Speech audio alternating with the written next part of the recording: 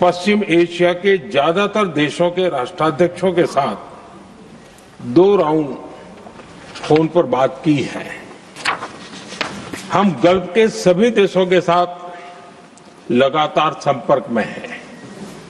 हम Iran, Israel और America के साथ भी संपर्क में हैं। हमारा लक्ष्य डायलॉग और डिप्लोमेसी के माध्यम से क्षेत्र में शांति की बहाली का है। हमने डी एस्केलेशन और हॉर्मुज स्ट्रेट खोले जाने पर भी उनसे बात की है। कमर्शियल जहाजों पर हमला और हॉर्मुज स्ट्रेट जैसे अंतर्राष्ट्रीय जलमार्ग में रुकावट अस्वीकार्य है। भारत ने नागरिकों पर, सिविल इंफ्रास्ट्रक्चर पर, एनर्जी और ट्रांसपोर्ट से जुड़े इंफ्रास्ट्रक्चर पर हमलों का विरोध किया है। भारत डिप्लोमेसी के जरिए युद्ध के इस माहौल में भी भारतीय जहाजों के सुरक्षित आवागमन के लिए सतत प्रयास कर रहा है। भारत ने इस समस्या के समाधान के लिए संवाद का ही रास्ता सुझाया है। इस युद्ध में किसी के भी जीवन पर संकट मानवता के हित में नहीं है। इसलिए भारत का सतत प्रयास सभी पक्षों को जल्द से जल्द शांतिपूर्ण समाधान के लिए प्रोत्साहित करने का है। सभापति जी, संकट की स्थिति में देश विदेश में भारतीयों की सुरक्षा हमारी बहुत बड़ी प्राथमिकता है। युद्ध शुरू होने के बाद से लेकर अब तक 3,75,000 से अधिक भारतीय सुरक्षित भारत लौट चुके हैं।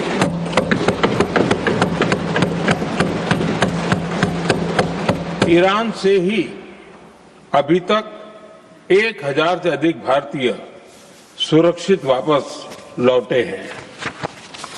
इनमें 700 से अधिक मेडिकल की पढ़ाई करने वाले युवा हैं। हमारी सरकार संकट के इस समय में पूरी संवेदनशीलता से काम कर रही है। सभी देशों ने वहां मौजूद भारतीयों की सुरक्षा का पूरा आश्वासन दिया है। हालांकि ये बहुत दुखद है कि हमलों के कारण कुछ भारतीयों की मृत्यु हुई है और कुछ घायल भी हुए हैं। ऐसे मुश्किल हालात में परिवारजनों को आवश्यक मदद दी जा रही है। जो घायल है उनका बेहतर इलाज सुनिश्चित कराया जा रहा है। सभापति जी, हॉर्मुज स्ट्रेट विश्व व्यापार के सबसे बड़े रूट्स में से एक है। विशेष तौर पर कच्चे तेल, गैस और फर्टिलाइजर से जुड़ा परिवहन इस क्षेत्र से बहुत बड़ी मात्रा में होता है। युद्ध के बाद से ही हॉर्मुज स्ट्रेट में जहाजों का आना जाना बहुत चुनौतीपूर्ण हो गया है। लेकिन विपरीत परिस्थितियों के बावजूद हमारी सरकार ने संवाद से, कूटनीति के माध्यम से रास्ते बनाने का प्रयास किया है। प्रयास ये है कि जहां से भी संभव हो वहां से तेल और गैस की सप्लाई भारत पहुंचे। ऐसी हर कोशिश के नतीजे भी देश देख रहा है।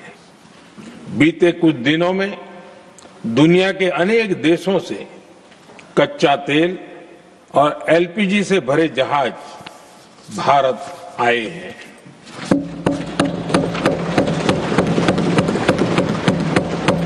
इस दिशा में हमारे प्रयास आने वाले दिनों में भी जारी रहेंगे।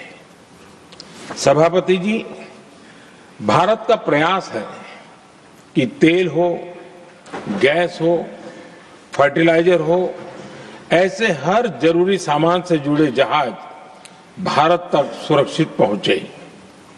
लेकिन इस युद्ध से बनी वैश्विक परिस्थितियां अगर लंबे समय तक बनी रहती है तो गंभीर दुष्परिणाम तय है।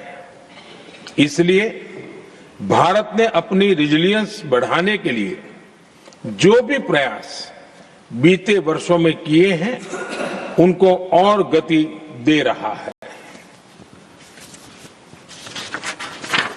सभापति जी, कोई भी संकट हो वो हमारे हौसलों और हमारे प्रयास दोनों की परीक्षा लेता है।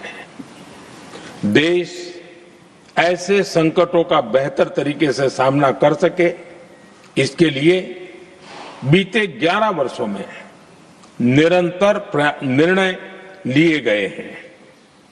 एनर्जी इंपोर्ट का डाइवर्सिफिकेशन ऐसे ही प्रयासों का हिस्सा है। पहले क्रूड ऑयल, एलएनजी, एलपीजी ऐसी एनर्जी जरूरतों के लिए 27 देशों से इंपोर्ट किया जाता था। वहीं आज भारत 41 देशों से एनर्जी इंपोर्ट करता है। बीते दशक में भारत ने संकट के ऐसे ही समय के लिए कच्चे तेल के भंडारण को भी प्राथमिकता दी है। हमारी तेल कंपनियां संकट के समय के लिए काफी मात्रा में पेट्रोल और डीजल का भंडार रखती हैं। बीते 11 वर्षों में 53 लाख मीट्रिक टन से अधिक का स्ट्रेटेजिक पेट्रोलियम रिजर्व भी डेवलप किया गया है और 65 लाख मीट्रिक टन से अधिक के रिजर्व की व्यवस्था पर देश काम कर रहा है। साथ ही बीते दशक में भारत की रिफाइनिंग कैपेसिटी भी अच्छी खासी बढ़ाई गई है। मैं आपके माध्यम से सदन को और देश को ये आश्वासन देना चाहता हूं कि भारत के पास क्रूड ऑयल के पर्याप्त स्टोरेज के और निरंतर सप्लाई की व्यवस्थाएं हैं। सभापति जी, हमारी सरकार की कोशिश है कि ईंधन के किसी एक ही स्रोत पर ज्यादा निर्भरता न रहे। सरकार घरेलू गैस सप्लाई में एलपीजी के अलावा पीएनजी पर भी बल दे रही है। बीते दशक में देश में पीएनजी कनेक्शन पर अभूतपूर्व काम हुआ है। बीते दिनों में इस काम को और तेज किया गया है। साथ ही एलपीजी के घरेलू उत्पादन को भी बड़े पैमाने पर बढ़ाने का प्रयास किया जा रहा है। सभापति जी, बीते वर्षों में सरकार का निरंतर प्रयास रहा है कि हर सेक्टर में दूसरे देशों पर निर्भरता कम से कम हो। हम ज्यादा से ज्यादा आत्मनिर्भर हो, यही एकमात्र विकल्प है। जैसे भारत का 90% से अधिक ट्रेड विदेशी जहाजों पर होता है। ये स्थिति किसी भी वैश्विक संकट में भारत की स्थिति को और भी गंभीर बना देती है। इसलिए सरकार ने मेड इन इंडिया जहाज बनाने के लिए करीब 70,000 करोड़ रुपए का अभियान शुरू किया। भारत आज ship building, ship breaking, maintenance and overhauling ऐसी हर सुविधा के निर्माण पर तेज गति से काम कर रहा है। भारत अपने डिफेंस सेक्टर को भी अधिक रेजिलिएंट बना रहा है। बीते दशक में किए गए प्रयासों से भारत आज अपनी जरूरत के अधिकांश हथियार भारत में ही बना रहा है। एक समय था जब भारत अपने जीवन रक्षक दवाओं के कच्चे माल यानी एपीआई के लिए भी दूसरे देशों पर बहुत अधिक निर्भर था। बीते वर्षों में देश ने भारत में ही एपीआई इकोसिस्टम बनाने के लिए अनेक प्रयास किए हैं। इसी प्रकार रेयर अर्थ मिनरल्स में विदेशी निर्भरता को कम करने के लिए भी बड़े कदम उठाए जा रहे हैं।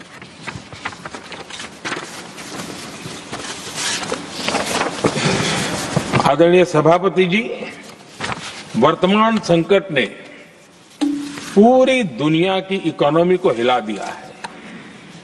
अभी तक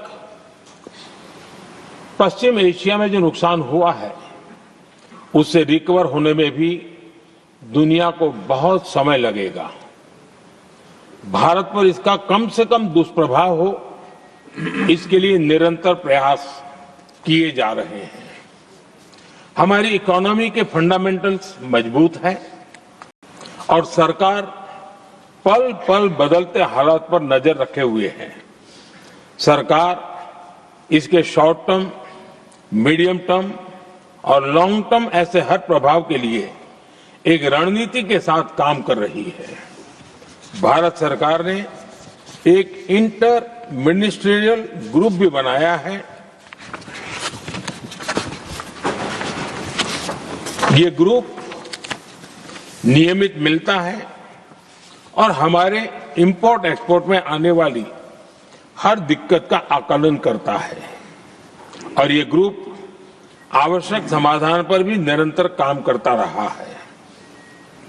जैसे कोरोना के समय में अलग अलग सेक्टर्स की चुनौतियों से निपटने के लिए एक्सपर्ट्स और ऑफिसर्स के एम्पावर्ड ग्रुप्स बने थे, वैसे ही कल ही ऐसे 7 नए एम्पावर्ड ग्रुप्स का भी गठन किया गया है। ये group supply chain, petrol diesel, fertiliser, gas, महंगाई ऐसे विषयों पर त्वरित और दूरगामी रणनीति के तहत कार्रवाई करने का काम करेंगे। मुझे पूरा भरोसा है कि साझा प्रयासों से हम परिस्थितियों का बेहतर सामना कर पाएंगे। आदरणीय सभापति जी, सरकार ये भी प्रयास कर रही है कि आने वाले बुआई के सीजन में किसानों को पर्याप्त खाद मिलती रहे। सरकार ने खाद की पर्याप्त सप्लाई के लिए आवश्यक तैयारियां की हैं। सरकार का निरंतर प्रयास है कि किसानों पर किसी भी संकट का बोझ न पड़े।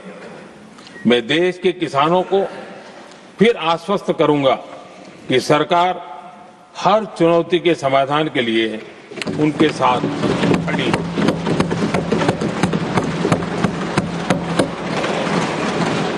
आदरणीय सभापति जी, ये राज्यों का सदन है। आने वाले समय में ये संकट हमारे देश की बड़ी परीक्षा लेने वाला है और इस परीक्षा में सफलता के लिए राज्यों का सहयोग बहुत आवश्यक है। इसलिए इस सदन के माध्यम से मैं देश के सभी राज्यों की सरकारों से भी कुछ आग्रह करना चाहता हूं। संकट के समय गरीबों पर, श्रमिकों पर, प्रवासी साथियों पर बहुत बुरा असर पड़ता है। इसलिए पीएम गरीब कल्याण अन्न योजना का लाभ समय पर मिलता रहे, ये सुनिश्चित करना होगा।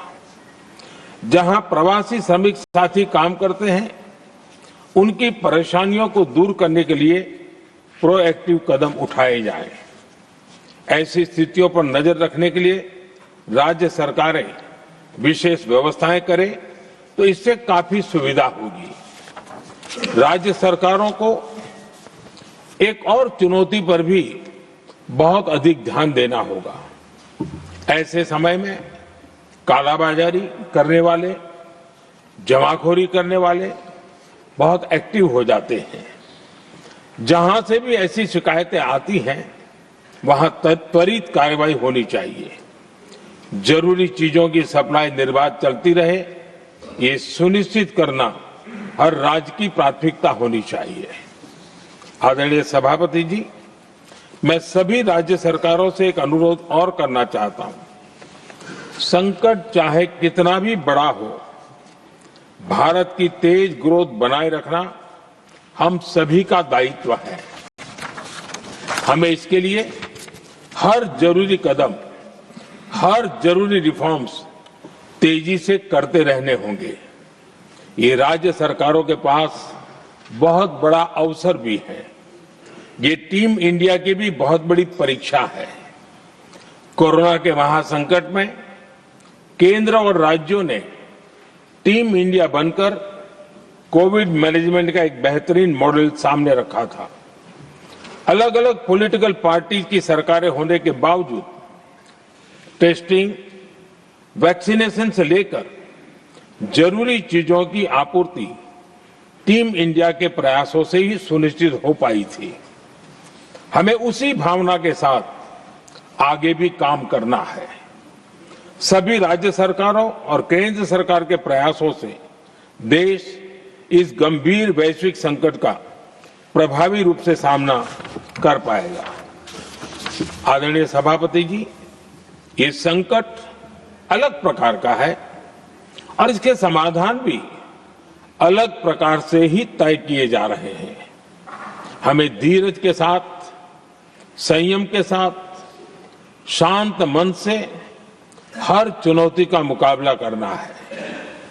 आदरणीय सभापति जी, जैसा कि हम देख रहे हैं कि इस युद्ध को लेकर पल पल में हालात बदल रहे हैं, इसलिए मैं देशवासियों से भी कहूंगा कि हमें हर चुनौती के लिए तैयार रहना ही होगा।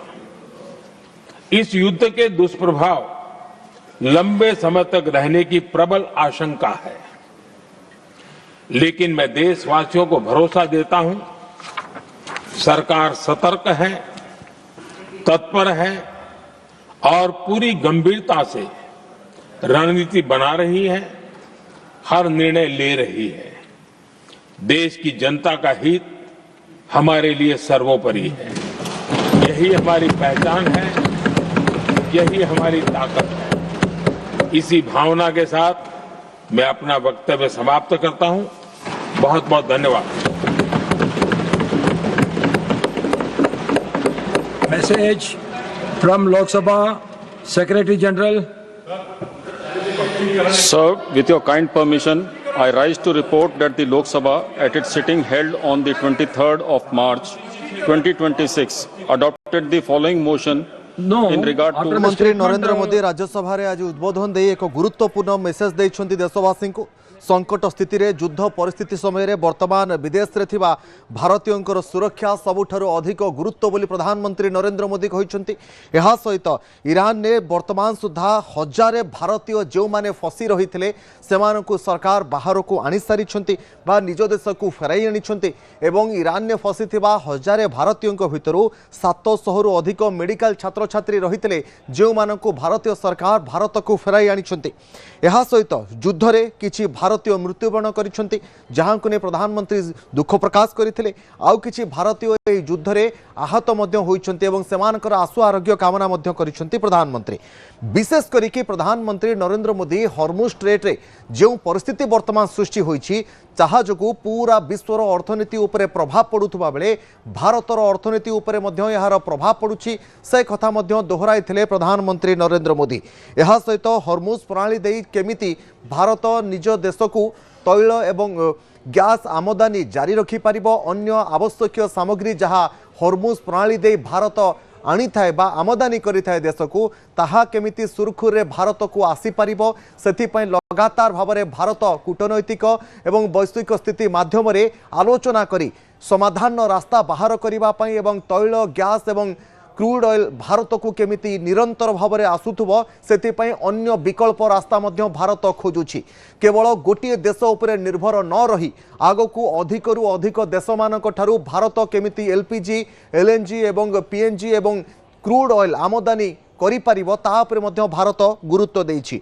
आ भितर प्रधानमंत्री नरेंद्र मोदी निज अभिभाषण में कहितले जे पूर्वरु भारत 27 रु अधिक देशर आमदानी करुथला किंतु वर्तमान भारत 41 रु अधिक देशरु एनर्जी इंपोर्ट करुछि बा शक्ति आमदानी करुछि ऊर्जा आमदानी करुछि जहा भितरे एलएनजी एलपीजी क्रूड ऑयल मध्य रहिछि जहा भारत पूर्वरु 27 टी देश रे करितला वर्तमान विगत 11 वर्ष रु अधिक समय भितरे ताहाकू भारत सरकार बढ़ाई 41 रु अधिक देशरु एनर्जी इंपोर्ट करुछंती भारत सरकार। यह सहित प्रधानमंत्री कहितले जे हमर तैल कंपनी उपरे भरपूर तैल गच्छित रखिबा पई आमे मध्य स्ट्रैटेजिक ऑयल रिजर्व उपरे मध्य काम करिछु। विशेष करिकि आम पाखरे वर्तमान 53 lakh metric tonne strategic oil रही जहाँ जरूरी परिस्थिति पई आमे मौजूद रखीचु एवं आगकू यही स्ट्रैटेजिक ऑयल रिजर्व को भारत 63 लाख मेट्रिक टन को बढ़ाइबा पई उद्यम मध्य जारी रखीची। इंधन गोटे एमिति सोर्स जहाँ उपरे निर्भर करी भारत किछि गोटे निर्दिष्ट सोर्स वा निर्दिष्ट देश उपरे निर्भर न रही अधिकरु अधिक विश्वर अन्य देशगुड़िकरु मध्य केमिति एलएनजी एलपीजी एवं आमर एनर्जी इंपोर्ट केमिति करा जाय परिबो ता उपरे मध्य भारत गुरुत्व देउछि। विशेष करिकि एलपीजी उत्पादन उपरे मध्य भारत वर्तमान घरोई जो सब कंपनी गुड़िक रही ताहा उपरे मध्य निर्भर करबा आरंभ करिछि एवं विशेष करिकि घरोई उत्पादन केमिति एलपीजी क्षेत्र में वृद्धि पाई परिबो एलपीजी आमे अधिक केमिति उत्पादन करि परिबो ता उपरे मध्य गुरुत्व देइछु।